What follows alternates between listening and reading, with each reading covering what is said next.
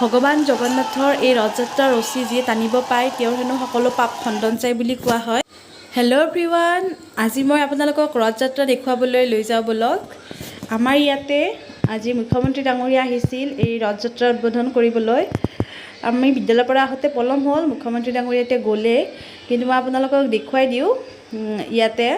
ইয়াতে মন্দিৰত জগন্নাথ প্ৰভুৰ ৰথযাত্ৰাৰ কাৰণে তেওঁক বাহিৰলৈ উলিয়াই অনা হৈছে। আজি ৰাতিপুৱাৰ পৰা বতৰটো একেবাৰে বেয়া, দেখিছে আপোনালোকে কিমান ডাঙৰ বৰষুণ দি আছে। তথাপি বৰষুণকো নেওচি মানুহ কিন্তু ইয়াতে বহুত জমা হৈছে। এই ৰথযাত্ৰাৰ ৰছী টানিবলৈ মানুহবিলাকে সাজু হৈছে। এই ৰথৰ ৰছী হেনো যিয়ে ধৰিব পায় তেওঁলোকৰ পাপ খণ্ডন যায় বুলি কোৱা হয় লোকবিশ্বাস অনুসৰি। আৰু এনেকৈ মই ইফালৰ পৰা দেখুৱাই দিছোঁ, এই ৰথখন টানি আগলৈকে লৈ যোৱা হ'ব। ইয়াতে আছে ভগৱান শ্ৰী জগন্নাথ প্ৰভু, বলভদ্ৰ আৰু মাতা সুভদ্ৰা, তিনিওজনক একেলগে এনেকৈ ৰথত উলিয়াই বাহিৰলৈ লৈ অনা হৈছে। দবাপিটা বৰষুণত বহুত অসুবিধা হৈছে মানুহবিলাকৰ, কিন্তু তথাপি ভগৱানৰ ভক্তি কোনেও এৰি দিয়া নাই।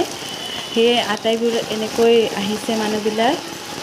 আজিৰে পৰা উৰিষ্যাৰ যি পুৰীত জগন্নাথ মন্দিৰ আছে তাতো এই ৰথযাত্ৰা আৰম্ভ হৈছে।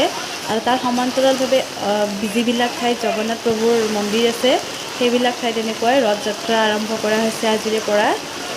বিলাচীপাৰাত সৰুকৈ হ'লেও এই ৰথযাত্ৰাৰ মহোৎসৱ আৰম্ভ হৈছে আজিৰ পৰা। আপোনালোককো মই অকণমান দেখুৱালোঁ, কেনেকুৱা পালে জনাব।